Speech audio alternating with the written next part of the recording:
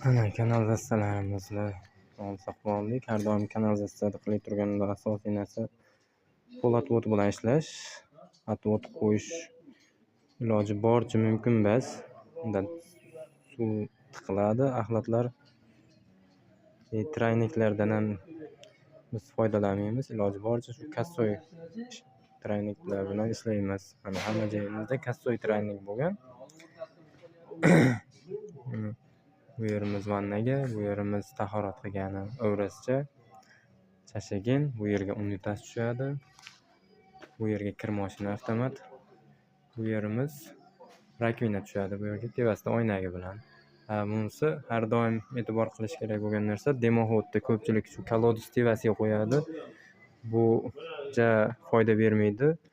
Qachonki unitazni bosganingizda vakuum bo'lganda bu yerdagi rakvinalardagi suvni tortib oladi. Keyin bu yerdan sossiq chiqadi. Hammamiz sossib ketishi asosan shu narsadan.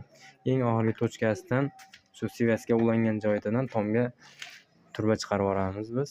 Xudo xolasa shunaqa muammolar bo'lmaydi. Shu sistemada tomga chiqib ketgan turba bo'lishi kerak. Ochiq havo bo'lishi kerak. Kolodisni o'zida xohlasa qo'ysa bo'ladi, xohlamasa qo'ymay qo'yaveradi. U shart emas. Mana po'lat o'tlar, mana zaspga qilib turbani qimirlamaydigan qilib beryapmiz. Ustalar bu yerga stashka quyib, badir yoqib qo'yganmiz. Va zina bo'yi полный уровень bo'ladi. Mana bu profilda yonidan devor bu bekiladi bu taraf ham. Necha hammom bo'ladi. 4,5 metr, 5 metr atrofida hammom bo'lyapti. Bu yerlarda ham mana Xudo xolasa bu yerga kolodis qo'yiladi. Po'lat o'tlar bilan tayyorlab, germetichni qilib, qiroqlarini birula germetiklab qo'yib qo'ydik.